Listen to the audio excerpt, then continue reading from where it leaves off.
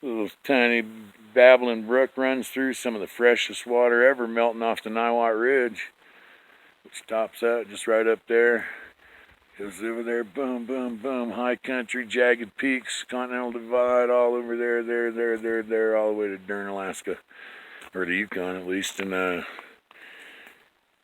it's getting about hunting time. You can hear somebody shooting a rifle over that way. And yeah, you got, it's a national forest. You do whatever you fucking want. I can pull out a pistol and start blasting away too if I want. I ain't hunting. You can still shoot without hunting. So sometimes you just gotta be aware in the fall. Hiking around here, you don't get shot. And you always want to get back to old baby.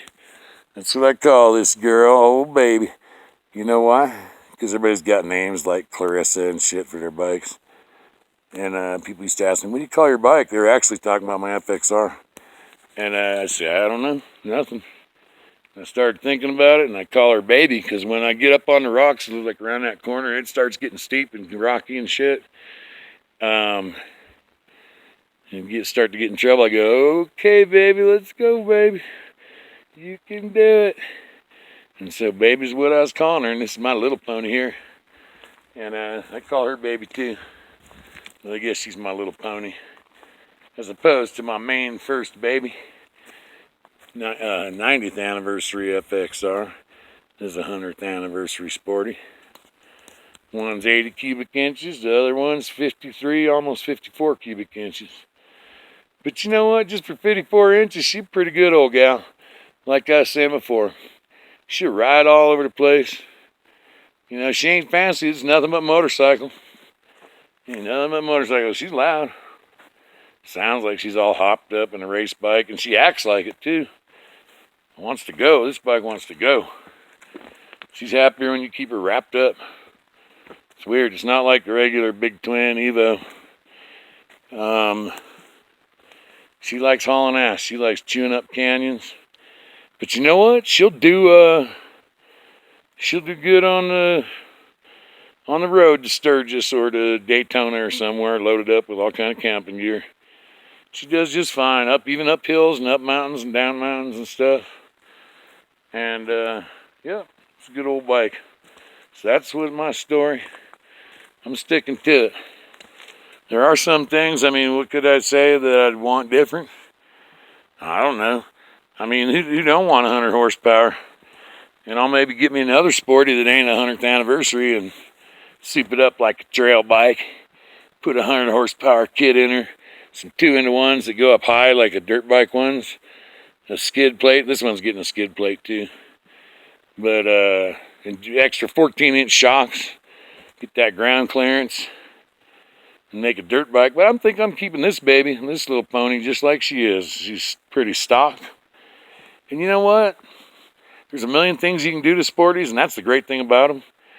But I'm telling you, man, this bike is done. You can call it a chick's bike all you want. And fuck yeah, chick could ride it. She could ride it like a goddamn wind too, and she's ballsy enough. And anyone could ride this thing. Like I said, I'm 13 stone, 230 pounds. Huh? So I ain't, light or nothing. But she still goes. I'm happy about that. And, yeah, the way it is lowered, she does fine. She could use some more ground clearance, and that's easy taken care of. But as far as the stock bike, how it's made, I ain't got really nothing to complain about it. Let me see if I was picky. Who never says more power? She's got corner and, seat. I don't know. It's not the fanciest seat. Some people complain about that a lot. And say, oh, it ain't like some LaPera or Saddleman or something cool. But, you know what my solution to that is? I ride 45 minutes. I ain't in a hurry. I like riding my motorcycle, and part of the ride is stopping and doing what I'm doing now. And so that's a fine enough seat. Ride 45 minutes, take a break. And your ass never get tired then. You can ride 10 hours a day, or 10 hours, just do like some workers do. 45 minutes on the bike, 15 minutes off, taking a break, pictures, whatever. And you go all day and never get tired on this thing. I didn't like the peanut tank so much at first, since I'm getting all picky and hypercritical. I didn't like the peanut tank so much, but I've grown to like it. You know, it's slim and it's easy, 3.2 gallons, you know, but since I get 50 miles to the gallon, it's got a pretty good range. It's kind of nice. You can stick your knee up in or against that tank and lean it up against there when you're cornering in the canyons real tight. And it's nice, you know. So yeah, I guess I'd be picky about that. I kind of like those bars like that, you know. I got more like buckhorns, kind of half riser ones on my FXR. The mid controls, you might feel, if you're a big person, you might feel kind of cramped up on it with your feet on the mid controls. But with this highway bar, I can ride it like it's got forward controls all day long. You know, move my foot every now and then to shift, and I can do most of my braking with the front. Easy to just slip my foot back there and start, you know, get into the emergency position. And passengers say it's okay. You can ride up, two up, fine. Shocks could be put more in the middle of the preload.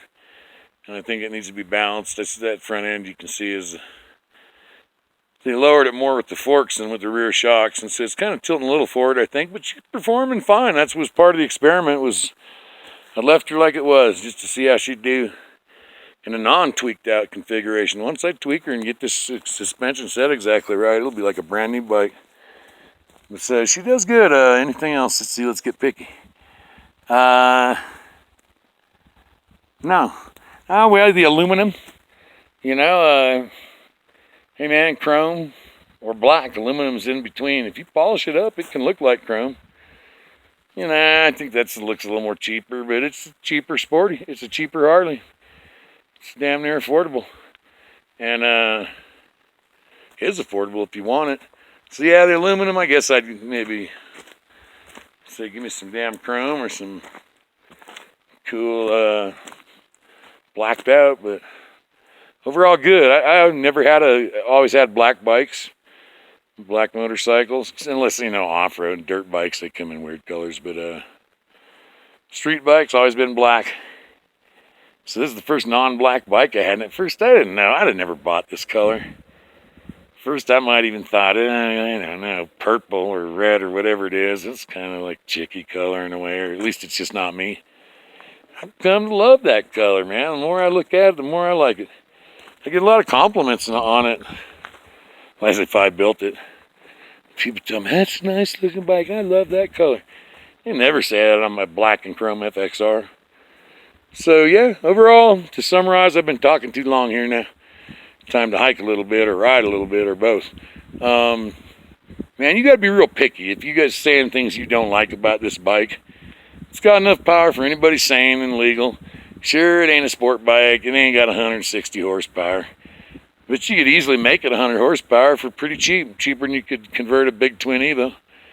And it is sporty. That's a good name for it because it's fun and it's sporty. So overall, that's it. 100th anniversary Sportster.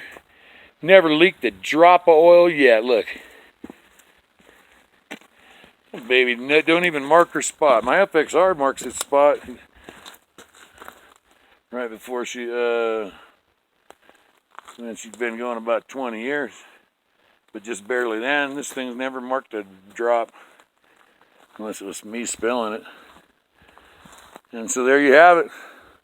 All thumbs up. So that's my story and I'm sticking to it. This is old Jeb saying ride fast, take chances. See you now.